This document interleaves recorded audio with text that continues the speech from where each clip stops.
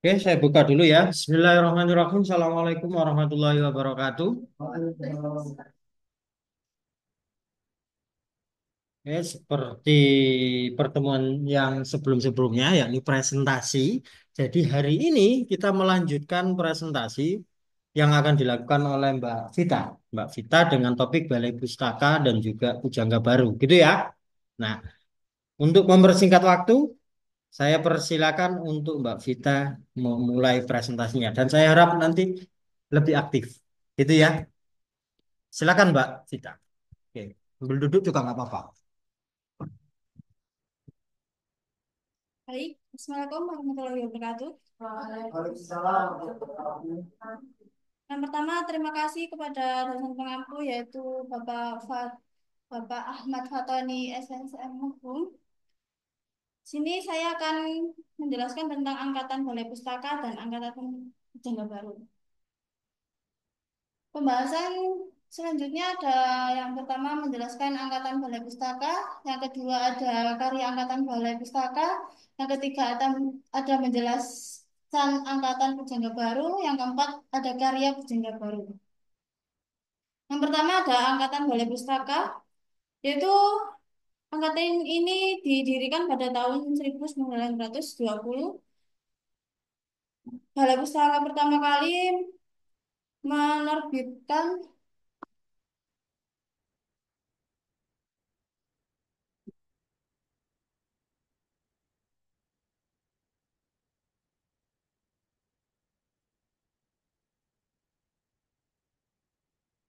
menerbitkan roman dalam bahasa Indonesia.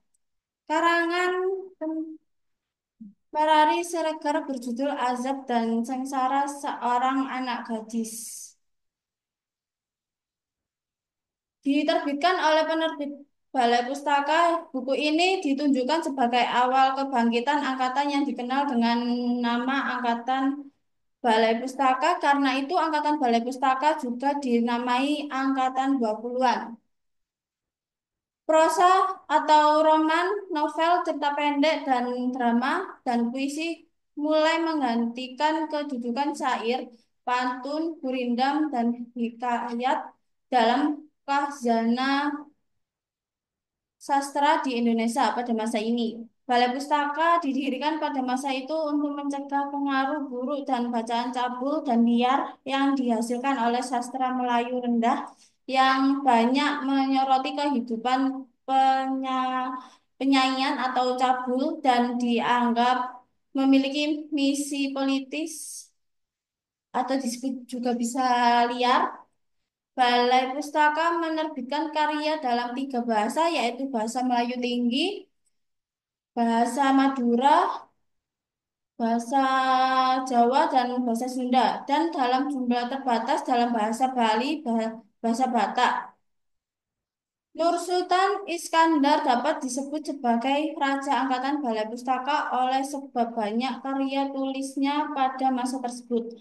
Apabila dilihat daerah asal kelahirannya, para pengarang dapatlah dikatakan bahwa novel-novel Indonesia yang terbit pada angkatan ini adalah novel Sumatera, dengan Minangkabau sebagai titik pusatnya pada masa ini.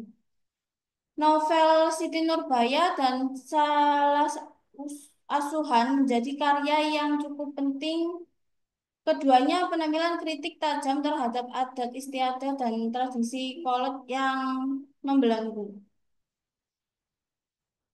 Selanjutnya, ada karya Angkatan Balai Pustaka. Yang pertama ada novel Siti Nurbaya pada 1922 karya Mara Rusli.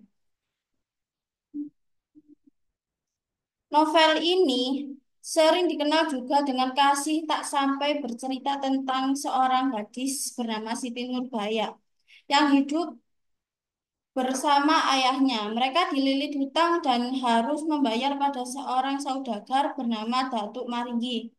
Karena tidak sanggup membayar, Siti dipaksa menikah dengan Datuk Maringgi. Novel tersebut berlatar di Padang, Sumatera Barat. Selanjutnya ada novel Azab dan Sengsara pada tahun 1920 yang berjudul karya Merari Siregar. yaitu menceritakan tentang eh,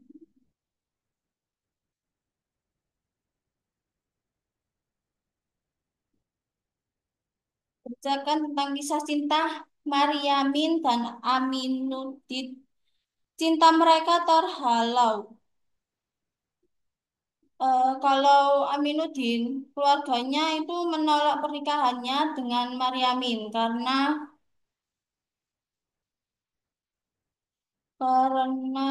perempuan itu miskin. Pernikahan pada zaman itu menuntut kelas dan serta sosial yang setara. Pada akhirnya hubungan Mariamin dan Aminuddin kandas.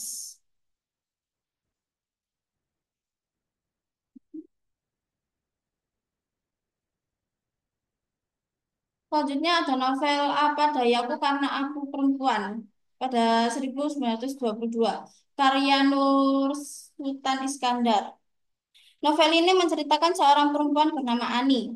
Kisahnya itu berlatar budaya Minangkabau karena ceritanya menekankan pertentangan antara kaum muda dan kaum tua. Ani dan kekasihnya ingin menikah di usia yang sudah matang dari dapat mandiri secara finansial. Namun ayah Ani ini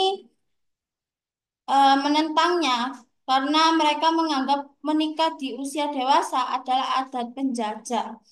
Terjadi pergulatan batin yang kuat pada tokoh utama.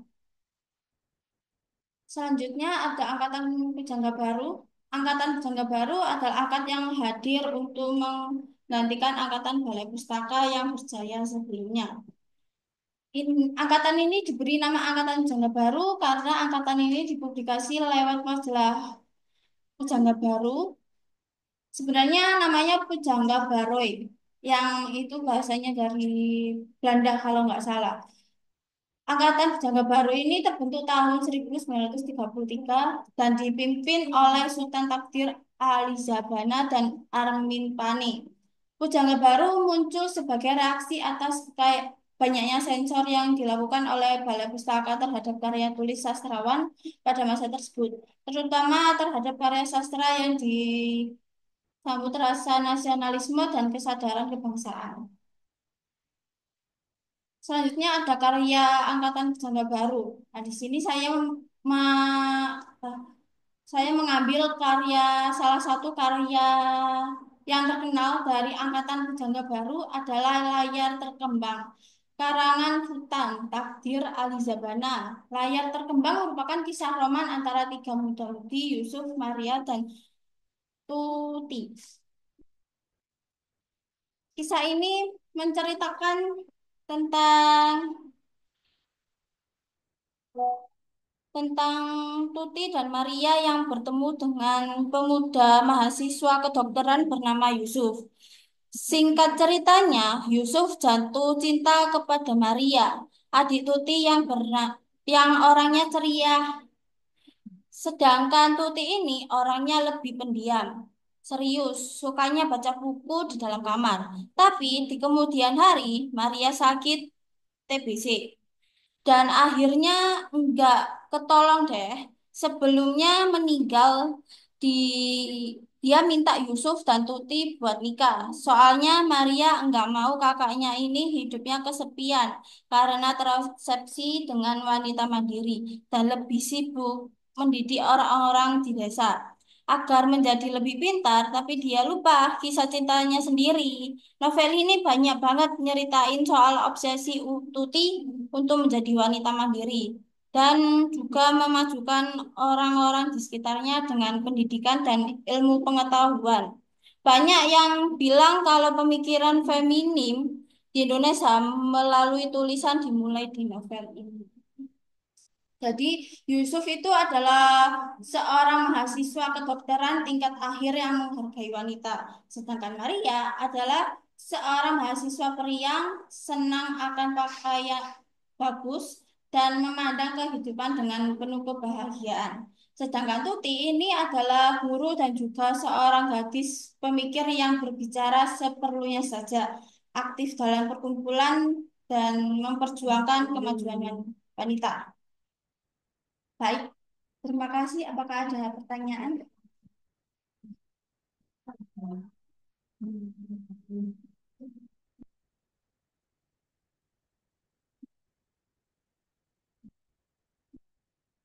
Oke, silakan.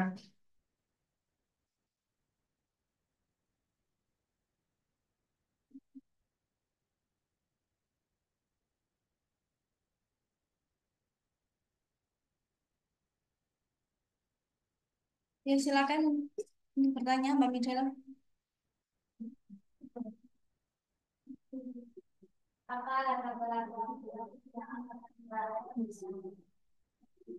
Latar belakang.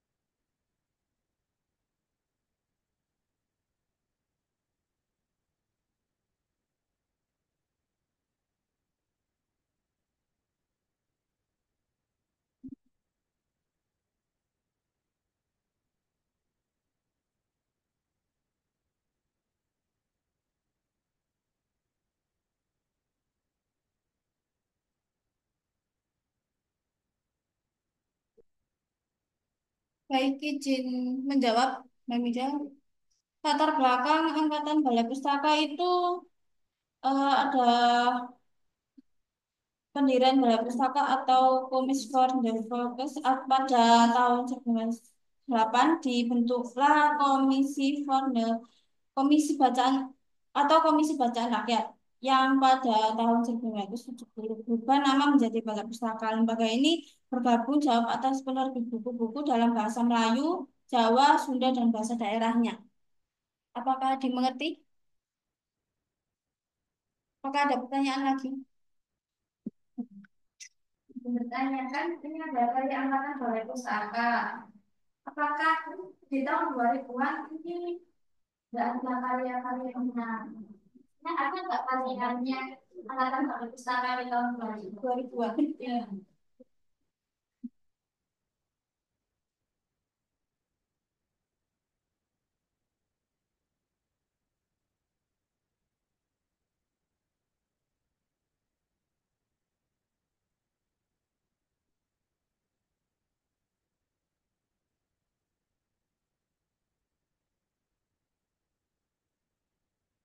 Di angkatan 2000-an ini ada novel yang berjudul Laskar Pelangi karya Andrea Winata. Itu ada di tahun 2000-an. Ada juga novel Ayat-Ayat Cinta. Itu karyanya Habibur Rahman El Shirazi. Terus ada juga novel Negeri Lima Menara. Oh, itu. Karya Anwar Fuadi. Mengerti? Ya.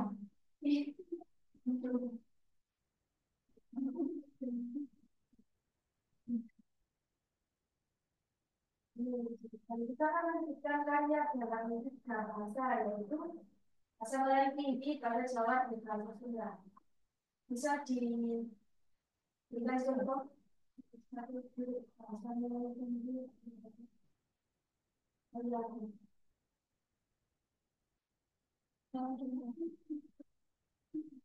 Mau bahasa apa? Bahasa Melayu bisa satu, bahasa Jawa satu, dan bahasa Sunda satu.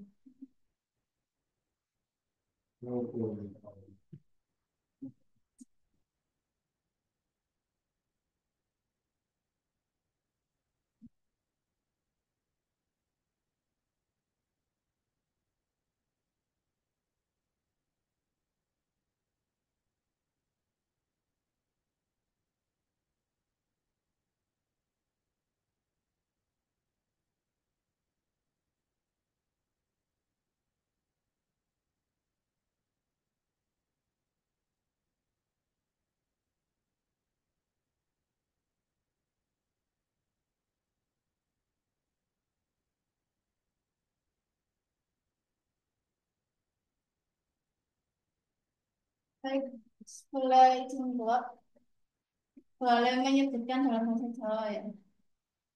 Saya ambil dari balai pustaka yang dalam bahasa Jawa, yang judulnya Mulok Jawa. Itu tuh artinya Mulok Jawa itu eh, Drona Rangsa, Mulok Jawa oleh Soenarto Timor, yang karyanya oleh Soenarto Timor itu.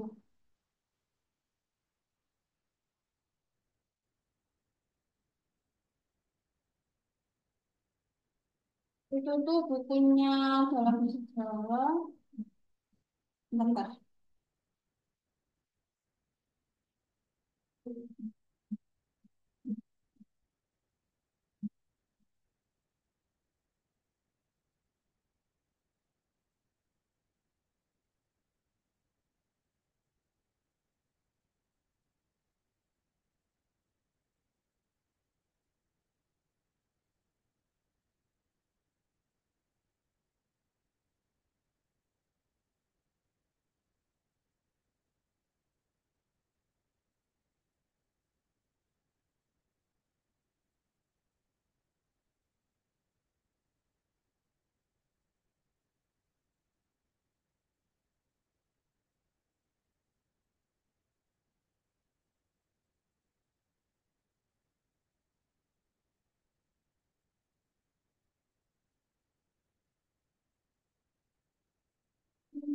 Karya-karya ini mencerminkan berbagai genre termasuk fisik dan non-fisik dan seringkali mengangkat tema-tema yang relevan dengan budaya dan kehidupan di Jawa.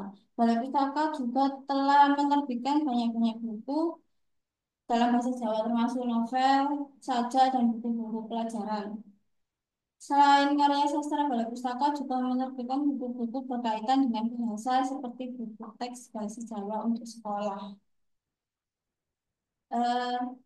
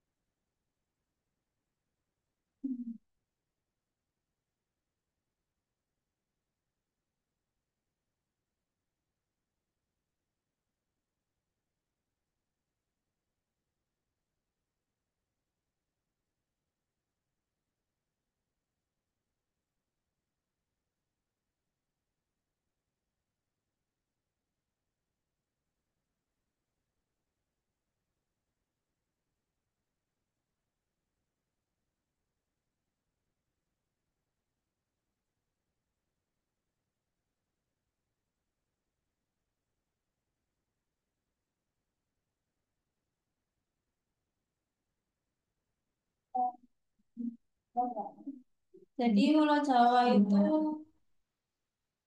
eh, berbahasa Jawa dengan nuansa pendidikan dan budaya. Aku mengambil dari judul Pitutur Simbah. Judul ini tuh tentang sekolahan dan simbahnya itu di apa? Kan ada tuh anak yang bernama Raka itu izin main, izin dolan.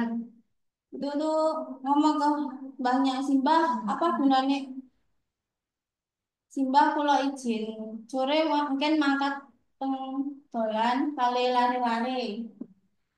Nah, terus mbaknya, J, nggak apa-apa kan mungkin dolan mau itu. Maaf ya, nggak bisa.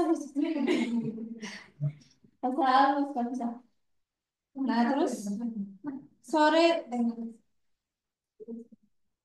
terus simbahnya tuh cerita kalau babagan zaman biyen itu nalika durung ana listrik lan dalan isih lempung. Terus urip kuwi kudu nrimo lan nyambut gawe kanthi ati resik. Nah, Rak itu namanya Raka.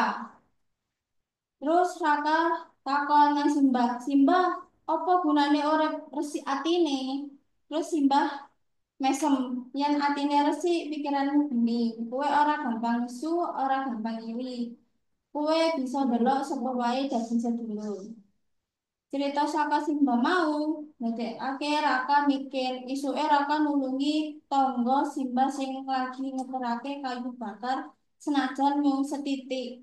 Tanggane mesem munggah. Tanggane niku tanggoe mesem tanggane. Ya. Raka niku wau sinau menawa pitutur Simbah ora mung tembung nanging bisa dadi padu dalan urip. Apa bisa dimulai?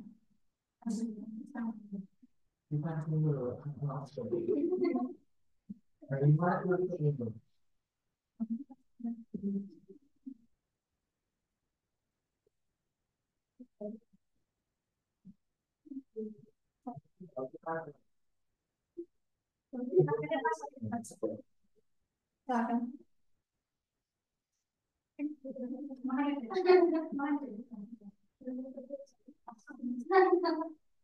Angkatan Pujangga Baru kan di sini Pujangga Baru muncul sebagai reaksi atas banyaknya sensor yang dilakukan oleh Balai Pustaka. Itu untuk sensor apa yang dilakukan Balai Pustaka sehingga Angkatan Pujangga Baru ini itu?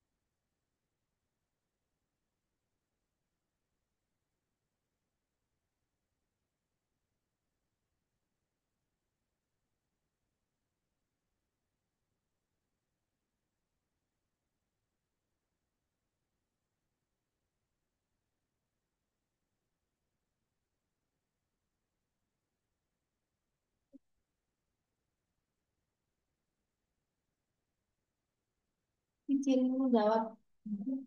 Kenapa kok mereka menyensor atau membatasi karya yang dinilai mengandung unsur yang bisa membahayakan kepentingan kolonial? Itu tuh seperti kritik sosial dan politik. Ada juga modernisasi dalam bahasa dan kayaknya. Karena kan eh, di Balai Pustaka kan ada bacaan liar, bacaan cabul. Itu kan mereka kan makanya disebut bisa menyensorkan itu apa karyanya.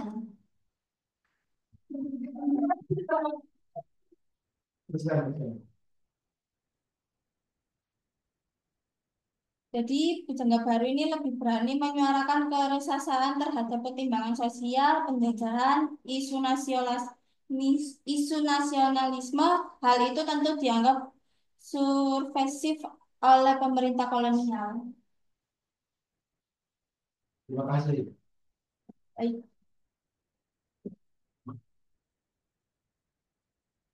Itu tuh.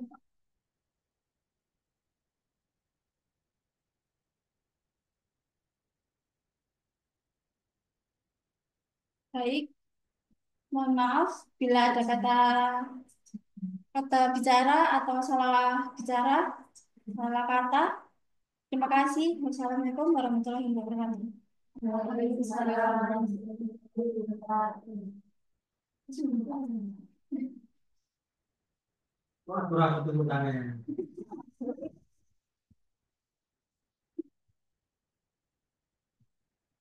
Ada yang mau disampaikan atau masih ada keluh kesah yang belum terselesaikan dari presentasi atau diskusi tadi?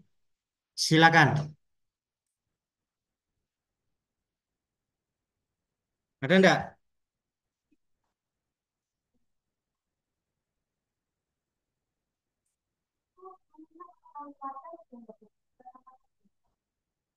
Oke, jadi gini ya.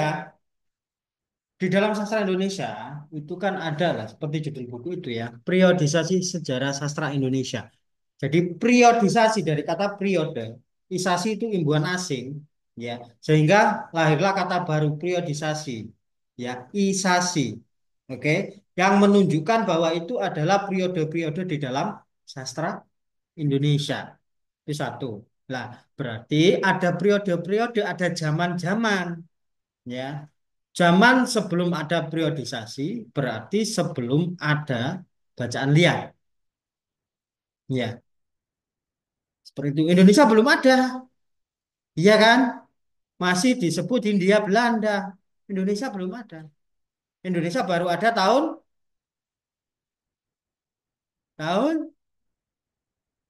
tahun itu kan merdeka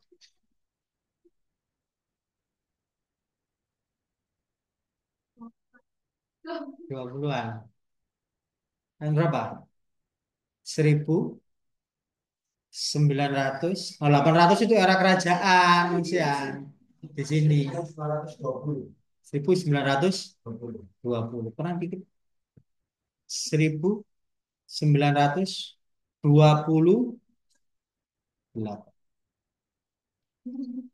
Ditandai dengan adanya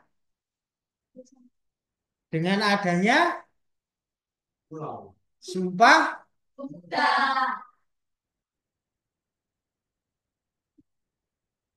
Apa bunyinya Sumpah Pemuda?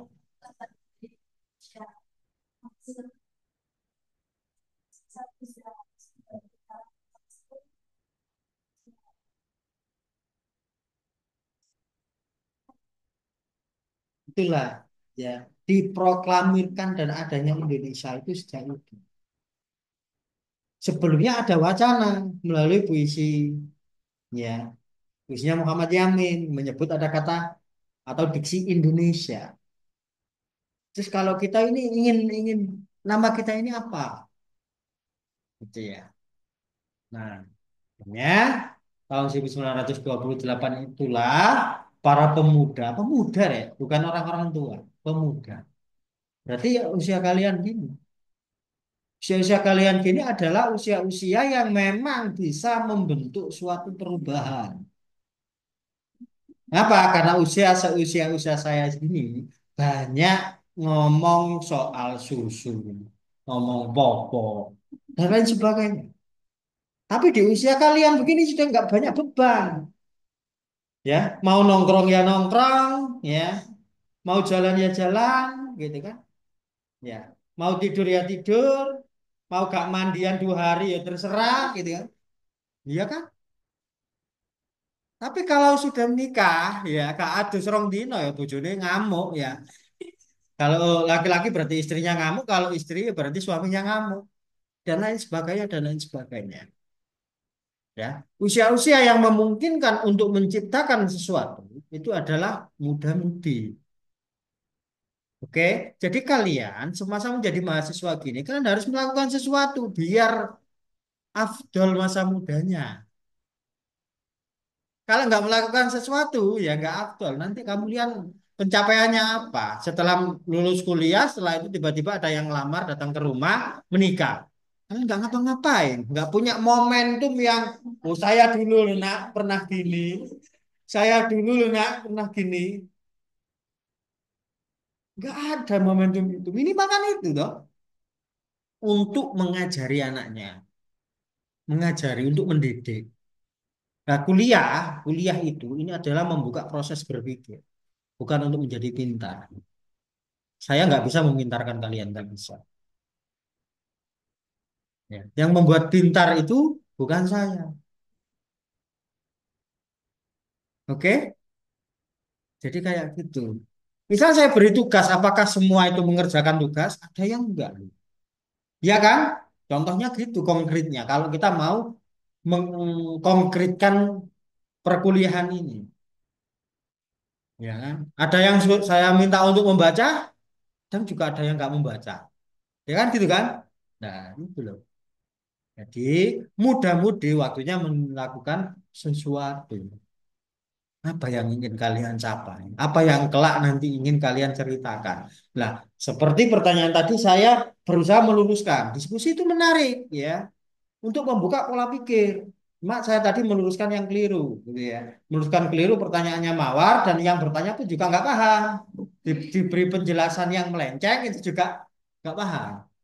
Ya, apakah masih ada angkatan Balai Pustaka atau Pujangga Baru di tahun 2000-an karya-karyanya? Itu kan tadi pertanyaannya ya. Ada, ya. Tapi yang disebutkan tadi itu era 2000-an, bukan era Balai Pustaka atau Pujangga Baru yang disebutkan tadi. Ya salah penafsiran. Jadi pertanyaan yang sama kalau menanggapinya berbeda bisa berbeda. Makanya ya perbuatan yang baik itu belum tentu mendapatkan respon yang baik. Bisa perbuatan baik mendapatkan respon yang apalagi perbuatan buruk. Ya, ini tafsir.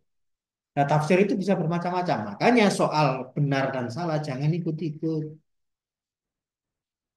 Bukan wilayah kalian. Karena benar itu perspektif. Yang berhak membuat justifikasi, ya Tuhan.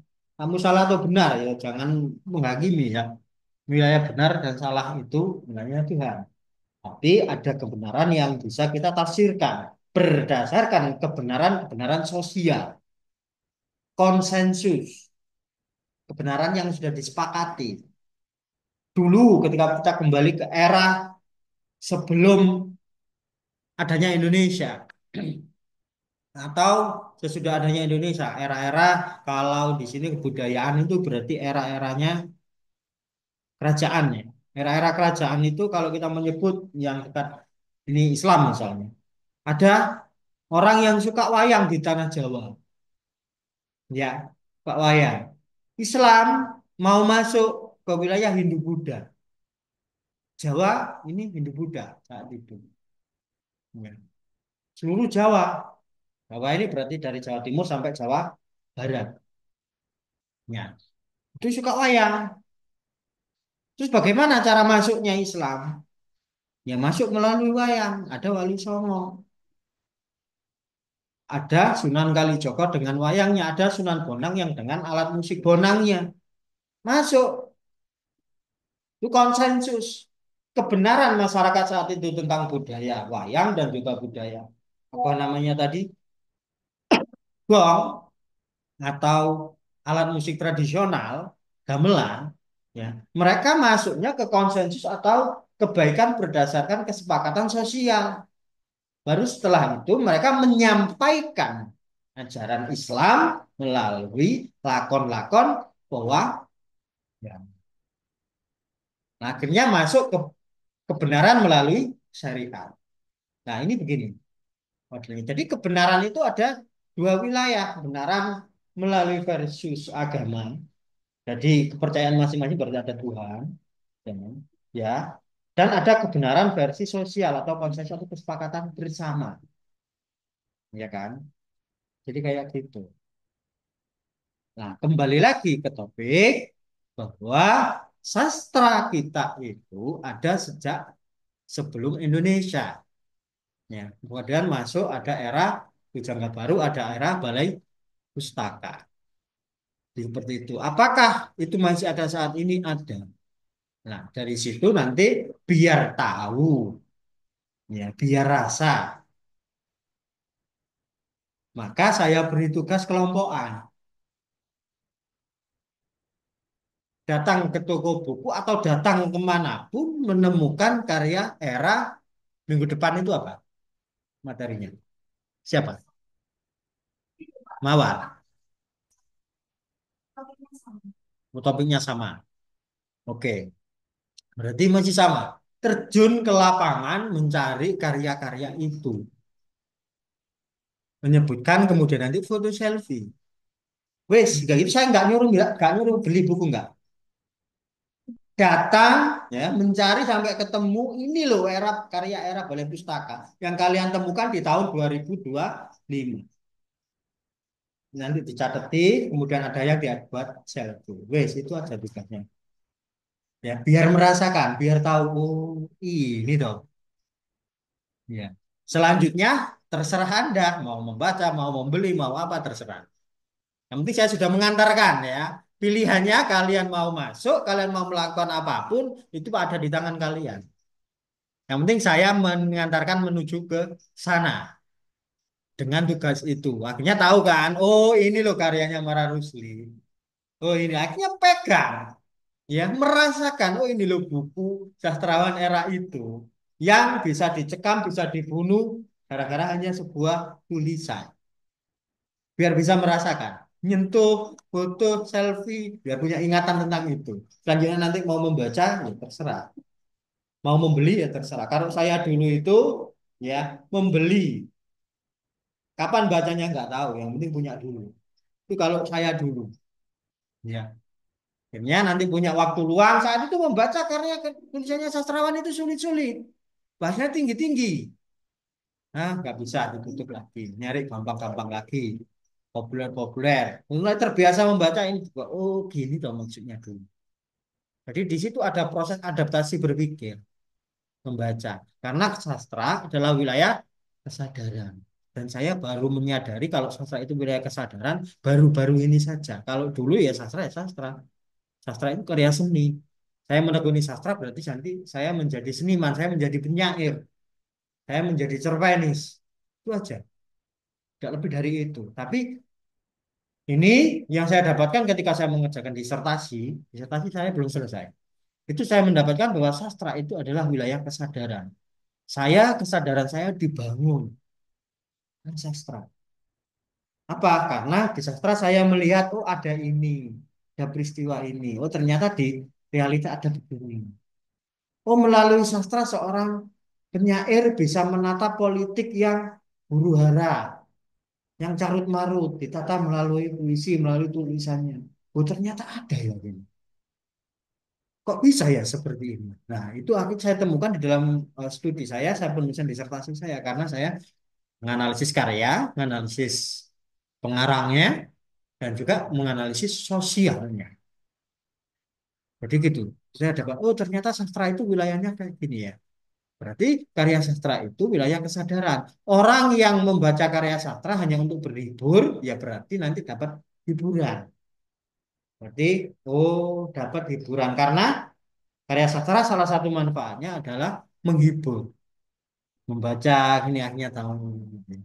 Tapi kalau grade-nya itu ingin mencari manfaatnya, ya jadi dibaca karya sastra itu, kemudian dilihat, oh ada fenomena gini. Di karya sastra diselesaikan dengan model begini. Oh, kira-kira apakah di realitas sama? Oh, ternyata sama. Jadi ini ada pembelajaran. Ya, orang yang seperti itu mendapatkan manfaat. Naik grade lagi wilayah kesadaran. Orang yang sadar pemikirannya ini sudah terbuka, pemikirannya sudah kritis, membaca karya sastra, akhirnya mendapatkan sesuatu bentuk kesadaran. Oh, ternyata karya sastra membangun peradaban. Oh, peradaban yang bagaimana? Kalau di dalam karya sastra itu disebutkan bahwa tokoh ini rajin ibadah, seperti salah satunya yang dipresentasikan tadi karyanya Mara Rusli, Robohnya Surau Kami, di situ apakah seorang ahli ibadah itu masuk surga? Tidak ternyata.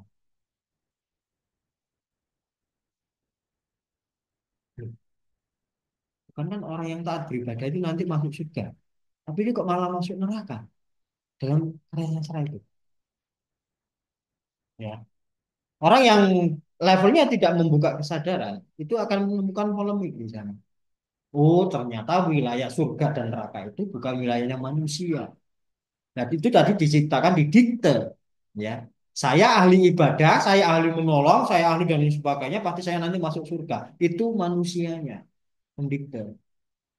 Padahal wilayah surga dan neraka adalah wilayahnya Tuhan, ya.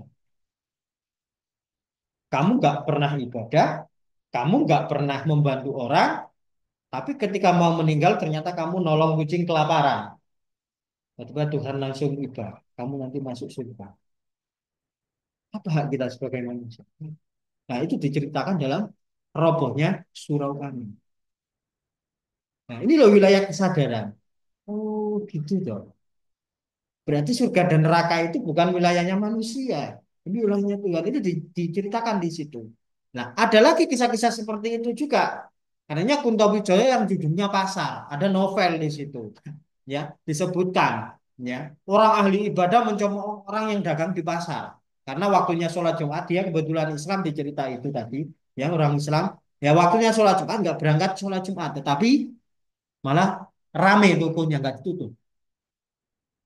Nah, ini pencemooh.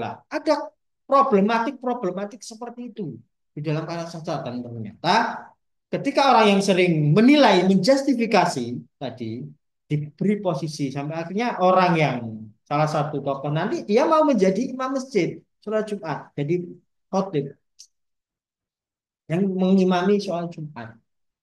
Dalam cerita itu akhirnya dibalik logika berpikir manusia. Seorang kiai di situ akhirnya tidak sholat Jumat. Akhirnya nggak jadi ngimami, nggak jadi khotib di masjid itu. Ya. Dia mau berangkat ke masjid, orang Jumatannya bulan. Menarik. Logika berpikir kita dibuka di situ. Oh, gitu ya. Seorang kiai menjustifikasi orang jualan tadi. Ada logika banyak di situ nanti. Bagaimana ceritanya? Akhirnya dia ingin menolong seseorang, dia menolong gini-gini. Terlalu asiknya menolong sampai lupa kalau dia ada cerita-cerita menarik seperti itu di dalam karya sastra kita. Ya. Seperti kemarin, ya, pasca semua koran nasional, ya, itu memuat cerita-cerita pasca. Di Jawa Pos kemarin juga seperti itu. Ya. Nah ini diceritakan. Ada momentum-momentum wilayah kesadaran di sana. Ya untuk meningkatkan keimanan. Ya, itu. Semua media mengapresiasi. Nah, makanya kalau orang berangkatnya di wilayah kesadaran, akan menemukan kesadaran. Oh ya Allah, ternyata gini. Oh ya Tuhan, ternyata gini. Nah, wilayah itu. Kalau berangkatnya dengan wilayah kesadaran. Seperti itu ya. Jadi, saya meluruskan yang tadi, jawabannya gitu. Ya, maka saya bentuk kelompok 1, 2, 3, 4, 5, 6, 7, 8. 9 orang berarti ya. 3, 3. Ya kan? 9 orang ya. Cek, tak absen dulu ya. 9 orang, 3, 3. Tak absen dulu. Oke, sejarah sastra ya. Topik hari ini tentang Balai Pustaka dan Pujangga Baru.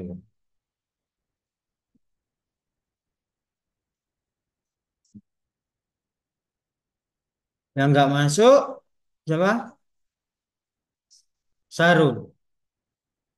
Oke.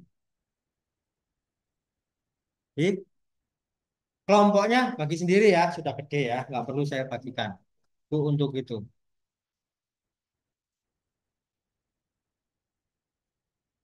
Kemudian tambahan lagi untuk tugas UTS kan sudah dekat ya, maka dipersiapkan buat poster kan? Ya, biografi. Sastra. Jangan banyak-banyak biografinya, dikit gitu ya. Jadi kalian pilih. Ya. Hah? Jadi hiasan dinding itu loh, maksud saya hiasan dinding kayak dekoran. Oh, ada nggak di sini? Di luar nggak ada.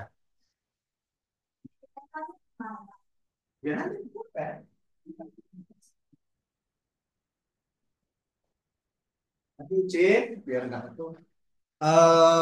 Entah ke TU atau ke dekan, saya minta izin untuk menempelkan ini tugas UTS yang memang diminta untuk menempelkan. Ini adalah tokoh sastrawan dengan biografinya. Ini kita diperbolehkan menempelkan di dalam kelas boleh di dalam. Tapi izin dulu, ya, biar nanti tidak gerakannya tidak ilegal gitu loh ya. Nanti itu fungsinya apa sih? Itu adalah dokumentasi sastra. Dokumentasi sastra Pak, yang misalnya dia dengar, oh ini siapa sih? Kan membaca toh. Oh, ini. Ya saya khawatir anak sastra Indonesia nggak tahu ini siapa, karyanya siapa, nggak kenal sastrawan sama sekali, gitu loh. Dengan begitu dokumentasi itu kan bermanfaat langsung loh. Nanti adik kelasmu baca tahu, oh ini. Ya, jadi kayak gitu. Kalau bisa bingkainya yang bisa awet gitu loh, Rek. Ya. Dulu itu pribadi apa kelompok? Pribadi ya. Ukurannya kemarin kan belum saya sebutkan ya. A3 kayaknya ya. A3 kan berarti agak gede. A3 itu dua kalinya 4 ya. Enggak gede-gede amat sih ya gede gitu aja lah. Ini kan ini 4 berarti dua kalinya gitu. Berarti dua dua lembar ini loh. Ini sama ini. Kan gitu toh, dua lembar ini. Itu kan untuk biografinya itu tulis tangan atau diketik gitu. Dikode aja. Apa? Iya. Kan ada kanva, ada kanva. Enggak, jangan gitu terlalu banyak. Satu foto ya, kemudian biografi aja. Di bawah, Di bawah. di samping. Di bawah kan di samping. Simpel kayak gini gitu tuh Bang.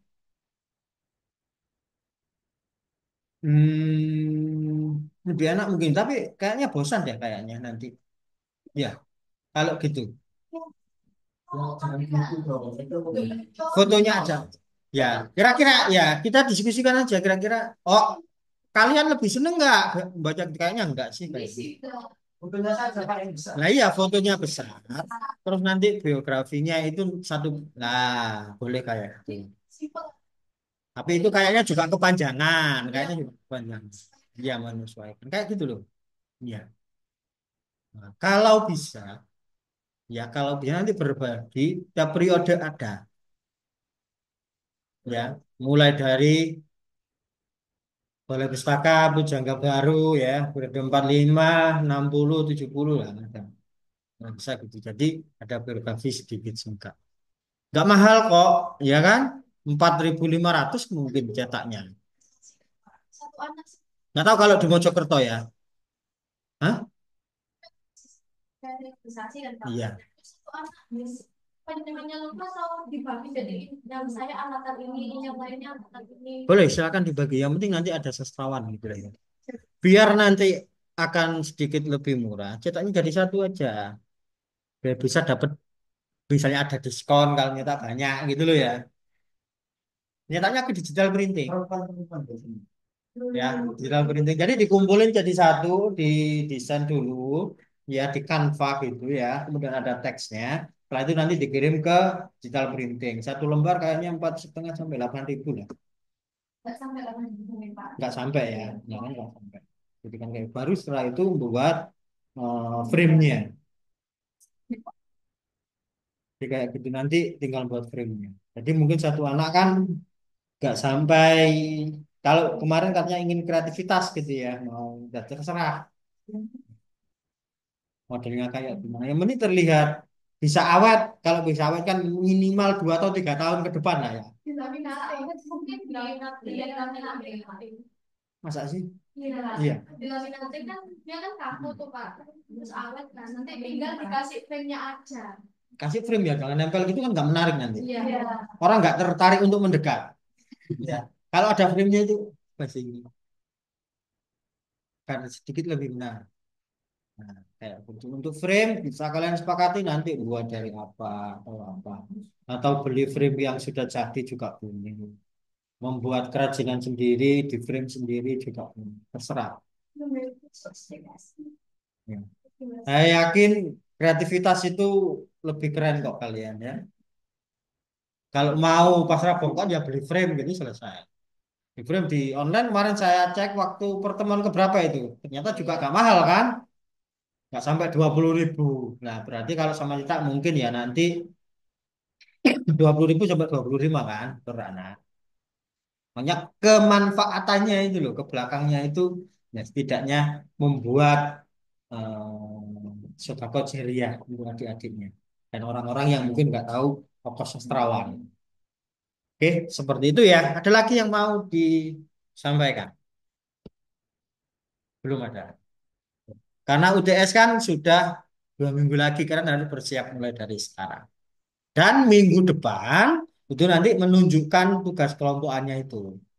Ya, tahu karyanya ini, ini, terus foto selfie-nya ditunjukkan.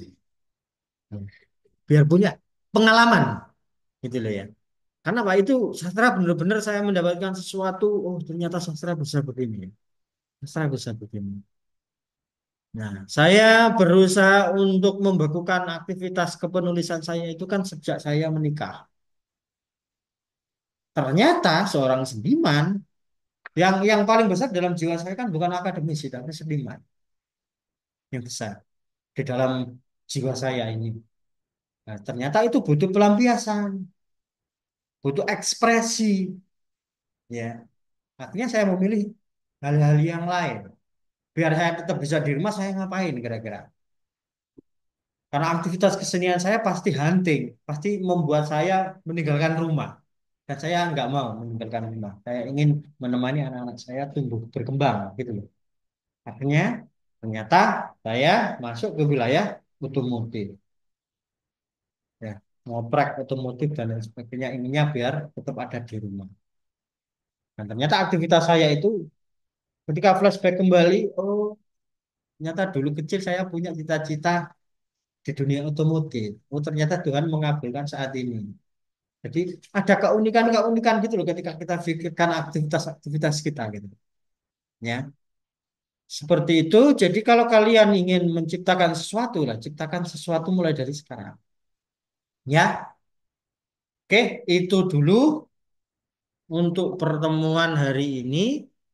Sebelum dimulai pertemuan minggu depan, ya, ada menunjukkan tugas-tugas itu presentasinya, ya.